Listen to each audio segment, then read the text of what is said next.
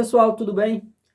Hoje eu vou compartilhar com vocês um conhecimento que eu mesmo nunca vi aqui no YouTube no que se diz respeito à placa eletrônica de ar-condicionado inverter.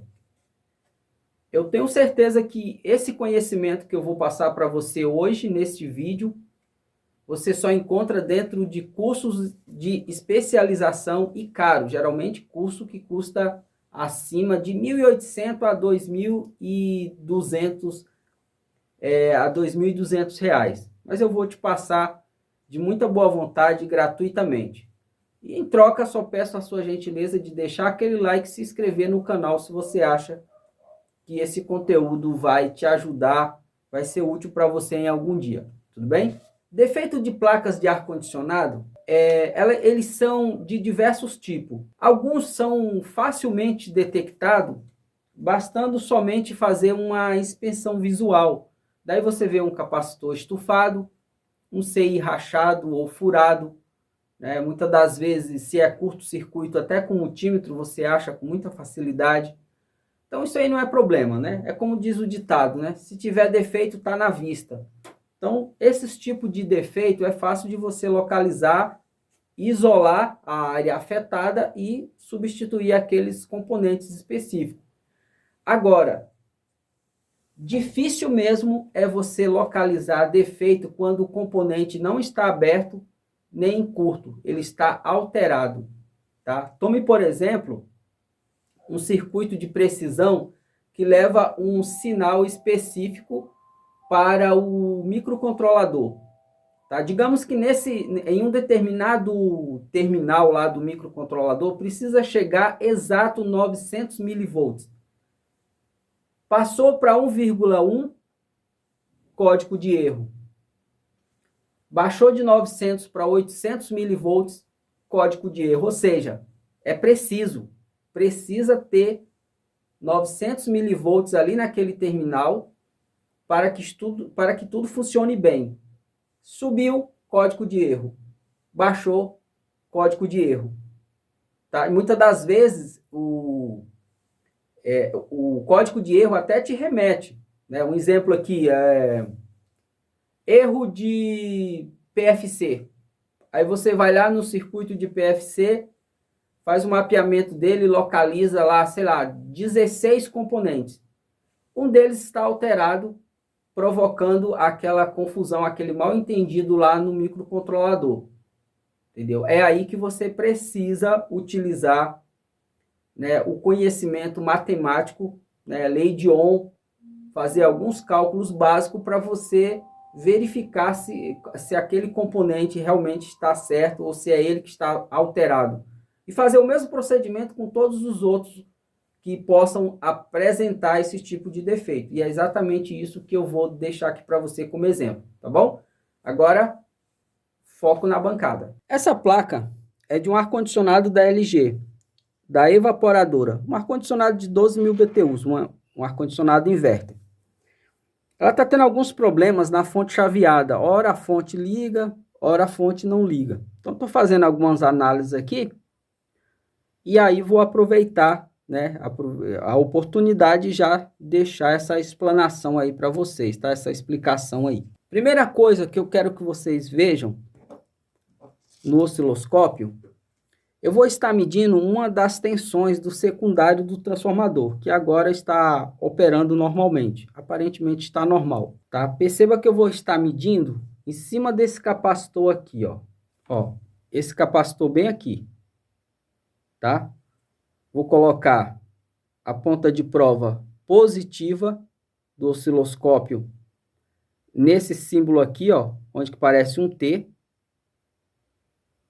E o negativo aqui é onde que parece uma âncora.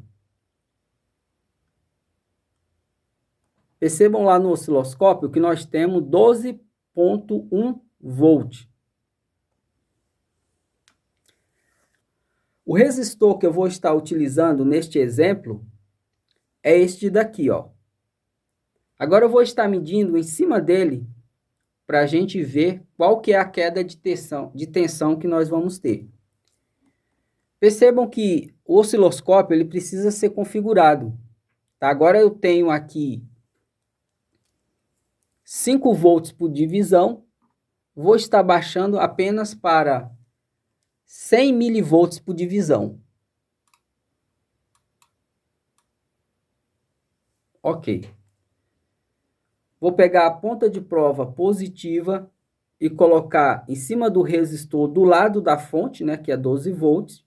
Depois a gente pode ver isso com mais detalhamento.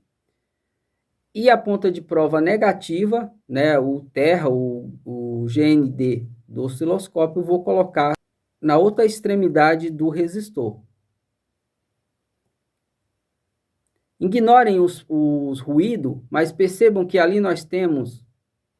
Ignore o ruído, mas percebam que ali nós temos 161 milivolts em cima do resistor.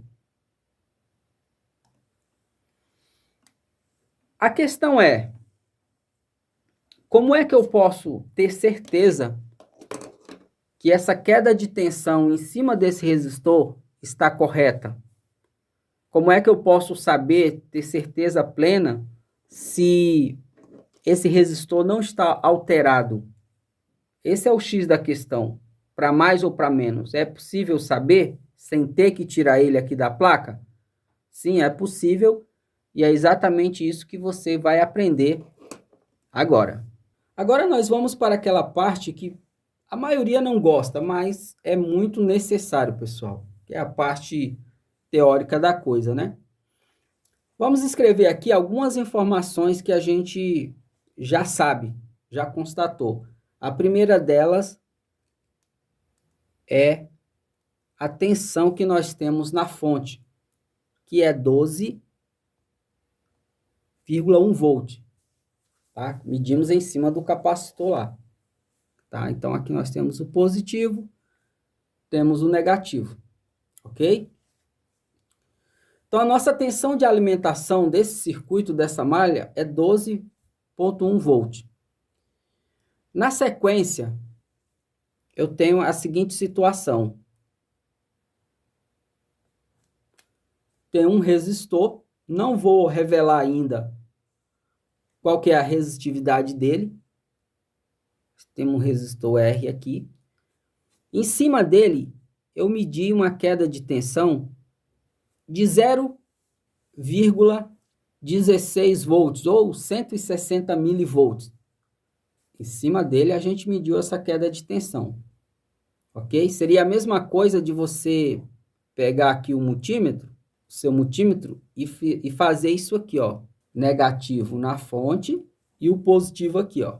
Tá? Nesse caso, você iria ter nesse ponto aqui, ó, em relação ao negativo, essa tensão menos 160 milivolts. Ok? Foi isso que foi feito. Tá? Ou poderia também pegar essa ponta de prova e colocar aqui, ó. Tá? Ignore ela aqui, ó. Ela poderia vir para cá também, ó. Tá? Em cima do resistor. Tá? Daí você ia ter essa queda de tensão. Beleza? Lembrando que para ficar um negócio mais bem explicadinho, refazendo isso daqui, para medir corretamente, né? Aqui está a fonte, aqui está o resistor, tá? Então, quando você for medir em cima do resistor com o multímetro ou com o osciloscópio, você deve fazer isso aqui, ó. Isso daqui é a ponta vermelha e essa é a preta, né? Aqui é o mais e aqui é o menos. Então, nesse caso, você faz isso daqui, ó. Você pega a ponta positiva, vem para cá. E a ponta negativa vem para cá, tá bom? Foi isso que eu fiz com o osciloscópio e aqui mostrou 0,16, ou nesse caso lá já estava resumido, né? 160 milivolts. Tá? Então, é assim que você sempre mede a queda de tensão em cima de um resistor. Tá bom? O positivo do instrumento tem que estar sempre para o lado da fonte. Tá? E o negativo, porque nesse caso a corrente estaria assim, ó, nesse sentido. Tá? Faz de conta que isso aqui seria o lado negativo e esse o positivo. Tudo bem? Então, é assim que se mede uma queda de tensão em cima de um componente, no caso aqui o resistor, beleza? Não que o resistor tenha positivo e negativo, você está entendendo, né? É só o modo de você fazer. Se fosse um capacitor eletrolítico, aí sim, mas nesse caso do resistor, só para você entender o que foi medido, beleza? Continuando aqui, o que eu quero saber é o seguinte, eu tenho a tensão de alimentação 12,1 volt e tenho um resistor, não vou revelar ele ainda. Na verdade, esse resistor, eu preciso revelar ele, porque senão eu não vou conseguir fazer o cálculo. Tá? Ele é de 220 ohms, é o que está no corpo dele, 220 ohms. A questão é, será que essa resistividade está correta? Como é que eu posso tirar a prova dos 9 sem ter que arrancar? Porque uma das coisas mais chatas que tem é ficar removendo o componente SMD. Além de causar estresse na placa, né, isso daqui são miudinhos, né, tem em torno de 1 milímetro mais ou menos. Então, se o quanto for possível você evitar de remover componente, né, então vamos fazer isso. Voltando aqui para os nossos cálculos, é importante que você sempre tenha na folha de papel, muitos chamam isso de triângulo das resistências, né? Que ele é o V, o R e o I. O V é tensão, R de resistência e de corrente. Se você tem duas grandezas, você consegue calcular a terceira, tá bom? Qualquer uma delas. Basta você fazer isso. Ah, eu quero saber a tensão nesse ponto. Vou cobrir aqui o V e vai me sobrar o R pelo I. Né? Ou seja, a resistência vezes a corrente. Eu quero saber a corrente, vou pegar a tensão e dividir pela resistência. Quero saber a resistência, vou pegar a tensão e dividir pela corrente. Então, eu quero saber a resistência. Eu já sei, está no corpo do componente, sim, mas eu quero saber pelos cálculos se realmente é isso mesmo. Eu vi uma queda de tensão de 160 milivolts em cima do resistor. Eu quero saber se essa resistência está correta. Então, o que interessa para mim é calcular a resistência por essas duas informações que a gente tem. Tá? Não temos a corrente ainda, mas não tem problema. Como que eu calculo a corrente? Tensão dividido pela resistência. Qual que é a tensão? 12,1. E a resistência? 220. É só dividir que o resultado disso aqui vai ser a corrente. Ok? Então, vamos fazer essas contas aqui, né? Vou gravar aqui, ó.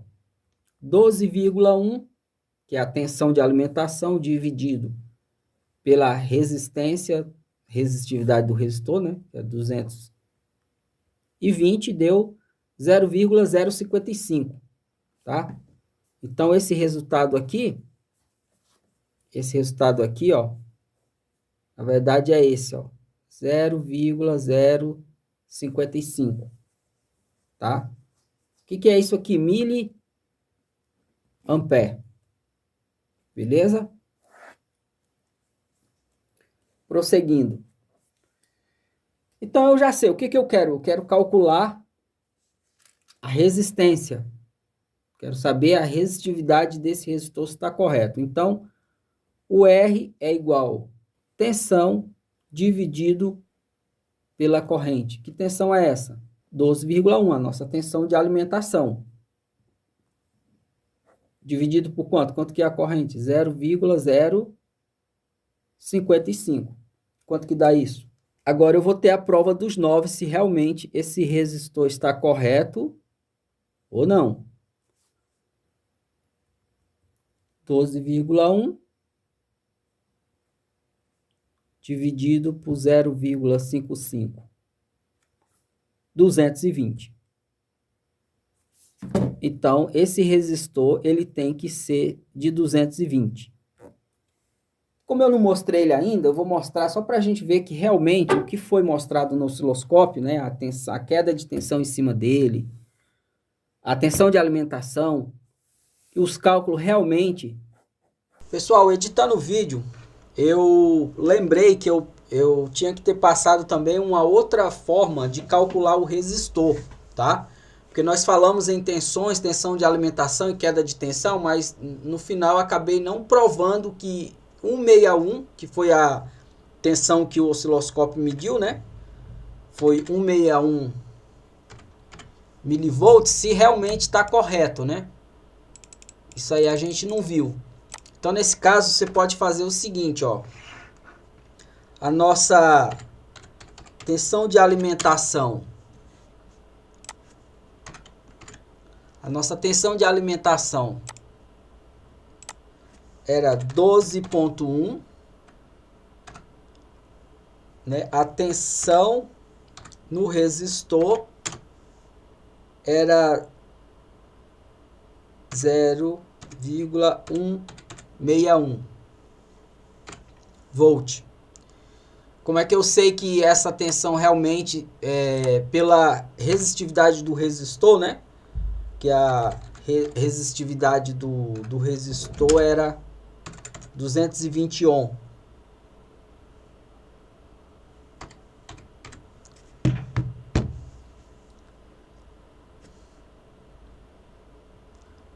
A resistividade em cima do resistor era 220 ohm. Tá? Existe uma outra forma também de saber se essa tensão aqui, ó, que foi medida, se ela está correta caso o resistor esteja com a sua resistividade ok. Beleza? Dá para fazer assim, ó. A tensão de alimentação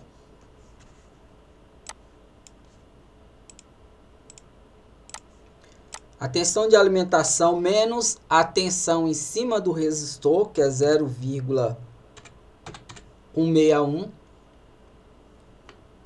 dividido pela corrente do resistor, tá? No caso ficaria assim, ó.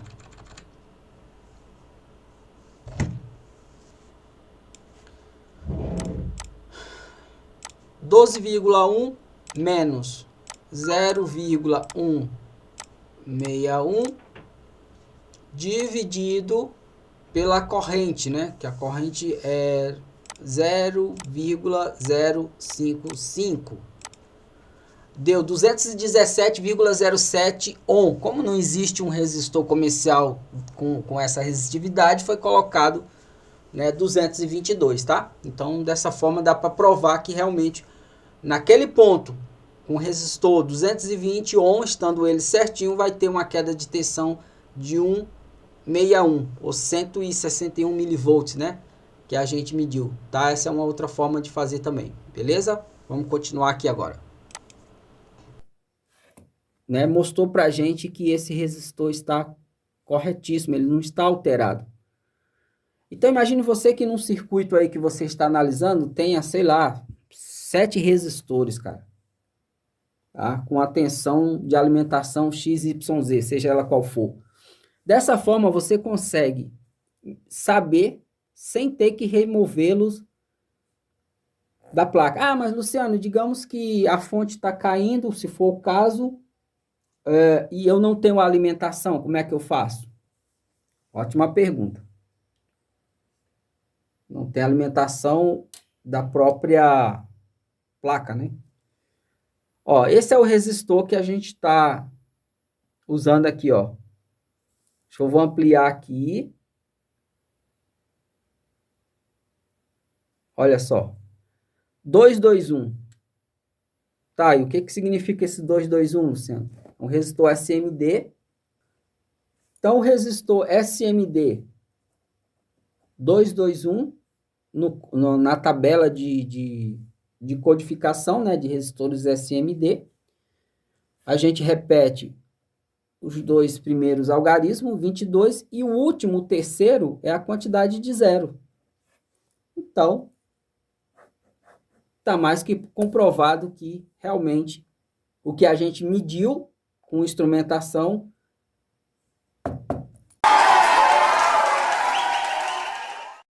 a calculadora confirmou. E é isso que vale. Não adianta só você medir. Para você ter certeza se aquele resultado está correto, a calculadora tem que confirmar isso. Ela é o peso da lei. É ela que bate o martelo. Pessoal, para quem não me conhece, talvez caiu aqui de paraquedas, não sei, está procurando aí uma solução para um defeito aí de placa, ou está estudando, ou querendo estudar. Eu sou eletricista desde o ano 2000, eletrotécnico, técnico em eletrônica e técnico de ar-condicionado, split, instalação, manutenção.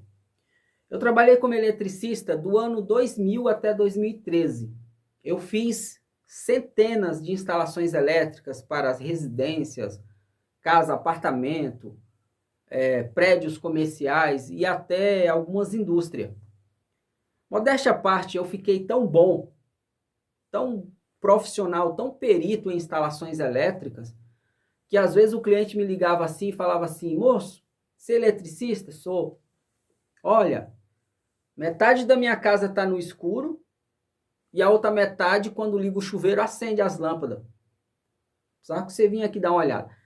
Sem eu ter que ir lá, só pelo relato do cliente, eu já sabia o que era o defeito e qual setor da instalação eu deveria procurar esse defeito. Chegava lá, não demorava nem meia hora, localizava o defeito. Para resolver, às vezes demorava, né? Passava um orçamento, às vezes tinha que comprar materiais, um disjuntor, enfim.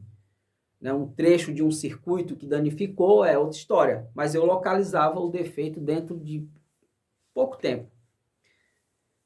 Você sabia que quando o cliente liga para você, se você já trabalha com ar-condicionado, fala assim: olha, o meu ar-condicionado inverter parou de funcionar e tem uns LED piscando no painel.